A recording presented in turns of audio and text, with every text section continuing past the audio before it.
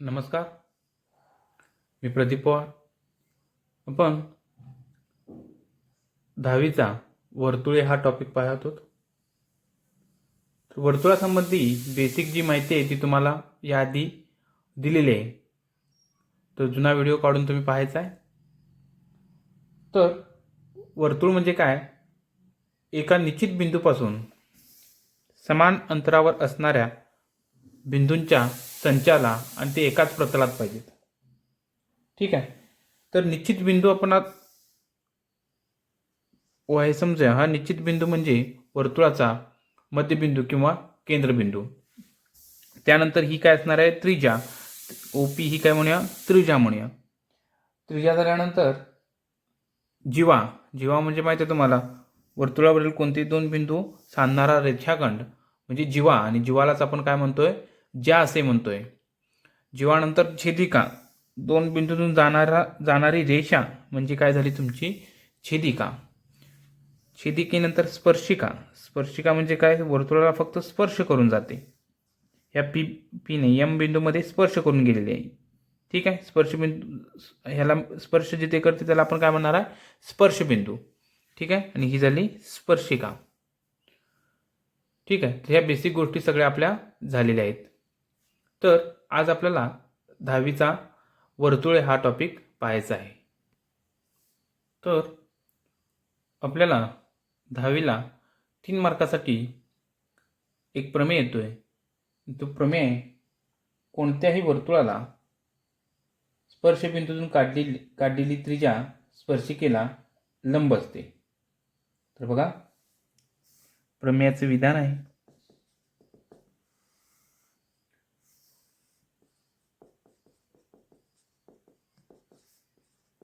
कोणत्याही वर्तुळाला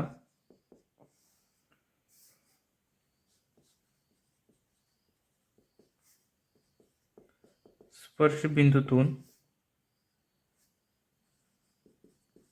काढलेली त्रिज्या स्पर्शिकेला लंब असते.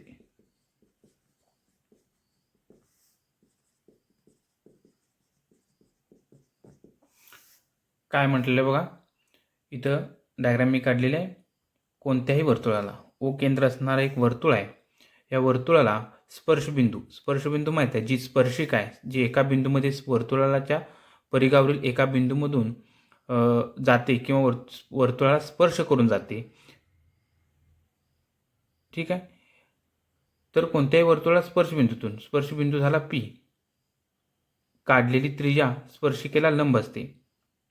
ह्या बिंदूतून काढलेली त्रिज्या म्हणजे काय असणार आहे? केंद्रबिंदू. आणि परिघावरील कोणताही एक बिंदू हा इथं पी आहे. पी बिंदूतून काढलेली त्रिज्या ही स्पर्शिकेला लंब असते. म्हणजे यांच्यातील कोण किती असणार आहे? इथं 90 अंश असणार आहे. हे आपल्याला सिद्ध करा म्हणून सांगितले. ठीक आहे. तर पहिला आपण गृहीतक लिहिणार आहे. गृहीतक म्हणजेच आपल्याला जे माहिती आहे ते किंवा जे दिलेलं आहे ते. हे झालं प्रमेयाचं विधान. गृहीतक काय? आता तिने दिलेलं आहे कोणत्याही वर्तुळात. कोणतं वर्तुळ आहे? ओ केंद्र असणाऱ्या वर्तुळामध्ये XY ही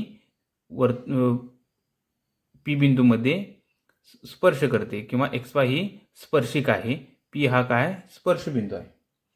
ओ वर्तुळमध्ये असणाऱ्या, हे तुमच्या गृहीतक जे आहे, जे तुमच्या भाषेमध्ये लिहिलं जरी तुम्हाला जे प्रमेयच्या विधानामध्ये सांगितलेलं आहे ते तुम्ही काय करायचं? गृहीतकमध्ये तुमच्या भाषेमध्ये लिहिलं तरी चालेल. काय आहे? ओ वर्तुळमध्ये असणाऱ्या वर्तुळात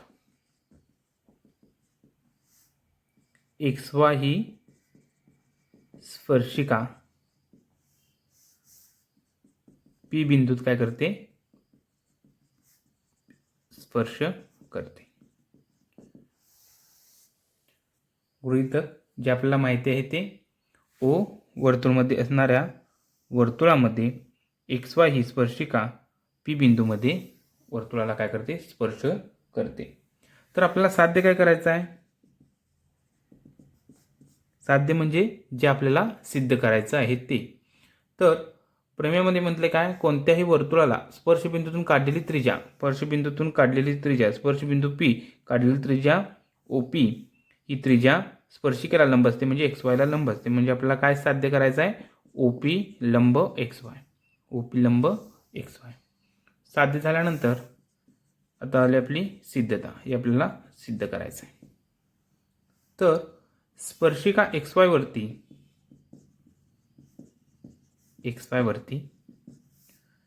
P व्यतिरिक्त Q हा बिंदू घेऊया.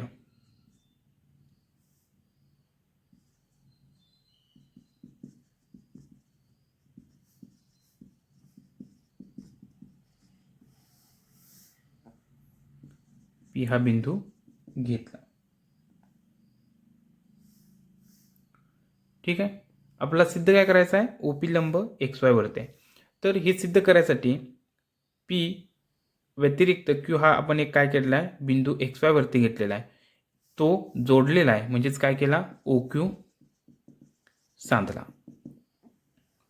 OQ सांधल्यानंतर रचनेवरून तुम्हाला लक्षात येईल, OQ सांधल्यानंतर OQ हा वर्तुळाला R बिंदूमध्ये काय करतो, छेदतो. म्हणून OQ वर्तुळाला R बिंदूत काय होतो,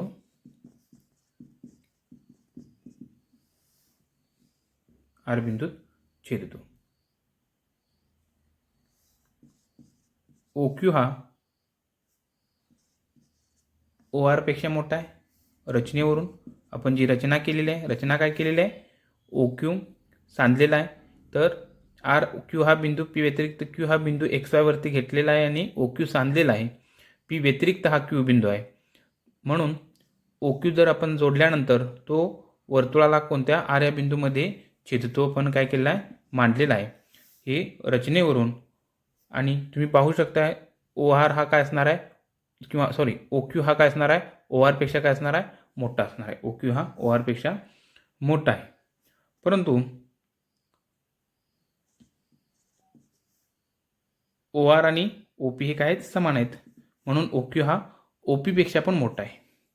OQ हा OP पेक्षा पण मोठा आहे. कारण का, OR आणि OP समान आहेत. OR आणि OP समान आहेत. का समान आहेत, तर OR आणि OP ह्या काय आहेत, एकाच काय आहेत, वर्तुळाच्या काय आहेत, त्रिज्या.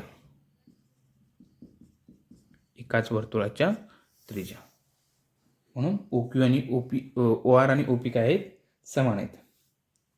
मग आता आपण काय म्हणू शकतो बघा, O बिंदूतून XY रेषेवर P बिंदूला जोडलेला रेषाखंड OP हा O या बिंदूतून XY रेषेवरील P बिंदूला जोडलेला रेषाखंड OP हा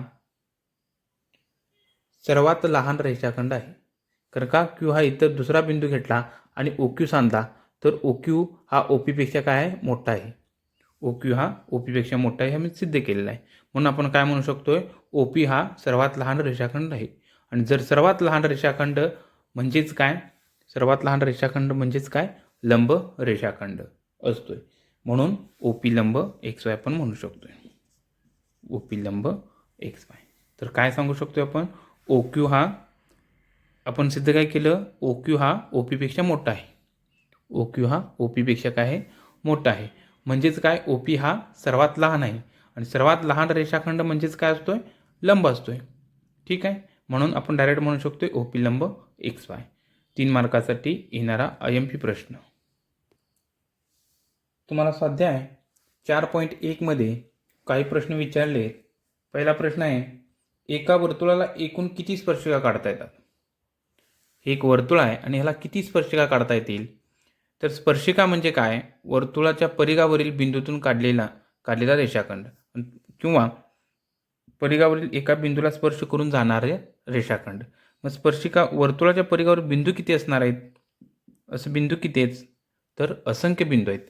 त्यामुळे स्पर्शिका देखील किती असणार आहेत, असंख्य स्पर्शिका आपल्याला काय करणार आहेत. एका वर्तुळाला आपण किती स्पर्शिका काढू शकतो, तर एका वर्तुळाला आपण असंख्य स्पर्शिका काढू शकतो. दुसरा आहे, वर्तुळाला एका बिंदूत काढता येणाऱ्या स्पर्शिकांची संख्या किती. वर्तुळावरील एका बिंदूतून, वर्तुळावर एक बिंदू आहे, तर या बिंदूतून किती स्पर्शिका काढता येतात? स्पर्शिका म्हणजे स्पर्श करून जाणारी रेषा. तर एका बिंदूतून एक आणि एकच स्पर्शिका काय करता येते? काढता येते. वर्तुळाच्या दोन बिंदूंना छेदून जाणाऱ्या रेषेत काय म्हणतात? वर्तुळाच्या दोन बिंदूतून छेदून जाणाऱ्या रेषेस म्हटले. छेदून जाणारी रेषा म्हटली तर ती छेदिका असते. आणि फक्त रेषाखंड असेल, एवढाच जर रेषाखंड असेल तर त्याला आपण काय म्हणतो? जीवा किंवा ज्या. आणि छेदून जाणाऱ्या रेषेस काय म्हणतात? छेदिका असे म्हणतात. एका व्यासाच्या अंत्यबिंदूतून वर्तुळाला किती समांतर स्पर्शिका काढू शकता? केंद्रबिंदू हा झाला व्यास. व्यास म्हणजे काय? वर्तुळाच्या केंद्रातून जाणारी जीवा म्हणजेच व्यास. आणि या व्यासाच्या टोकातून किती स्पर्शिका? व्यासाच्या टोकाला किती? टोक म्हणजे ही दोन बिंदू झाली. ह्या बिंदूतून एक स्पर्शिका काढणार आहे, ह्या बिंदूतून एक स्पर्शिका काढणार आहे. म्हणताना इथे एक स्पर्शिका होईल आणि इथे एक स्पर्शिका होईल. ह्या दोन स्पर्शिका आपल्याला काढता येतील आणि ह्या दोन्ही स्पर्शिका काय असणार आहेत? समांतर असणार आहेत. वर्तुळ आणि त्याच्या स्पर्शिकेच्या सामायिक बिंदूला, वर्तुळ आणि ही वर्तुळाची एक स्पर्शिका झाली, यांच्या सामायिक बिंदूला काय म्हणतात? स्पर्शबिंदू. याला काय म्हणायचं? स्पर्शबिंदू. हे सगळं बेसिक तुमचं बेसिक गणितमध्ये जे वर्तुळ म्हणून लेक्चर झालेलं आहे त्या लेक्चरमध्ये हे सगळं तुम्हाला सांगितलेलं आहे. अजून एक गणित. 5 सेंटीमीटर त्रिज्येच्या वर्तुळात, 5 सेंटीमीटर त्रिज्येच्या वर्तुळात पी बिंदूतून काढलेली स्पर्शिका, पी बिंदूतून काढलेली स्पर्शिका पी क्यू असून ओ वर्तुळमध्यातून क्यू बिंदूपर्यंत साधले असता ओ क्यू बरोबर 12 सेंटीमीटर, तर पी क्यू शोधा म्हटले. तर पी क्यू किती आहे हे विचारलेलं आहे. तर आकृती आपण काढून घेतलेली आहे, सगळ्या किमती लिहिलेल्या आहेत. तर तुम्हाला ओ पी क्यू हा काटकोन त्रिकोण मिळतोय. तर तुमचं वाक्य इथं महत्त्वाचं आहे. ओ पी लंब पी क्यू. का? तर इथं तुम्ही लिहायचं आहे काय? तर आपलं प्रमेयाचं विधान, त्रिज्या स्पर्शिकेला काय असते? लंब असते. ठीक आहे. म्हणून तुम्ही काय सांगू शकता? त्रिकोण ओ पी क्यू हा काय? काटकोन त्रिकोण आहे. म्हणून ओ क्यूचा वर्ग बरोबर ओ पीचा वर्ग अधिक पी क्यूचा वर्ग. का? तर पायथागोरसचा प्रमेय. ठीक आहे. पायथागोरस प्रमेयावर आपण सांगू शकतोय कर्णाचा वर्ग हा इतर दोन बाजूंच्या वर्गांच्या बेरजी इतका असतो. मग ओ क्यू किती आहे? 12. 12चा वर्ग. ओ पी किती आहे? 5. पी क्यू किती आहे? शोधायचा आहे. 12चा वर्ग असतो 144. 5चा वर्ग असणार आहे 25. पी क्यूचा वर्ग. पी क्यू वर्ग बरोबर 144 वजा 25. तर हे किती येते बघा? तर 119 येणार आहे. म्हणताना पी क्यूची किंमत असणार आहे वर्गमुळात 119. हे झालं तुमचं उत्तर. ठीक आहे. यातला मेन कन्सेप्ट आहे त्रिज्या ही स्पर्शिकेला लंब असते. ते तुम्ही इथे लिहायचं आहे. वर्तुळाच्या एकाच बिंदूतून काढता येणाऱ्या स्पर्शिकांची संख्या. एक वर्तुळ आहे आणि वर्तुळाला कुठे कुठे बिंदू हे करता येतील, म्हणजे बिंदू असू शकतील. तर एक तर वर्तुळाच्या मध्ये असणार आहे, एक तर वर्तुळाच्या परिघावर असेल किंवा वर्तुळाच्या बाहेर कुठेतरी असेल. ठीक आहे. तर वर्तुळाच्या मध्ये जर असेल तर त्यातून स्पर्शिका काढता येतील का? तर हा समजा पी आहे, तर ह्या बिंदूतून आपल्याला स्पर्शिका काढता येतात का? तर नाही. वर्तुळामधील बिंदूतून आपल्याला वर्तुळाला स्पर्शिका काढता येत नाहीत. ह्या एम आणि एन ह्या काय झाल्या? आपल्या छेदिका असतील. वर्तुळाला दोन बिंदूमध्ये छेदणार आहेत आणि जर दोन बिंदूमध्ये छेदत असतील तर त्या काय असतील? छेदिका असणार आहेत. ठीक आहे. वर्तुळाची स्पर्शिका म्हणजे ती काय असणार आहे? परिघावरील बिंदू असणार आहे आणि त्यातून काय करणार आहे? स्पर्श करून ती जाणार आहे. तर हा परिघावरील बिंदू आहे. तर या बिंदूतून आपल्याला स्पर्शिका काढता येते आणि वर्तुळाच्या परिघावरील एका बिंदूतून एक आणि एकच स्पर्शिका काय करता येते, काढता येते. पहिला जर बिंदू वर्तुळामध्ये असेल तर आपल्याला स्पर्शिका काढता येत नाहीत. वर्तुळामधील बिंदूतून स्पर्शिका काढता येत नाहीत. वर्तुळाच्या परिघावरील बिंदूतून एक आणि एकच स्पर्शिका काढता येते. आणि तिसरं आहे वर्तुळाच्या बाहेर बिंदूतून. हा पी जर इथं असेल तर आपल्याला 2 स्पर्शिका काय करता येतील, काढता येतील. वर्तुळाच्या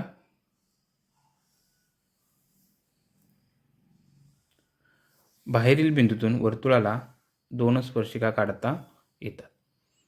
ठीक आहे. वर्तुळाच्या आतील बिंदूतून वर्तुळाला स्पर्शिका काढता येत नाही.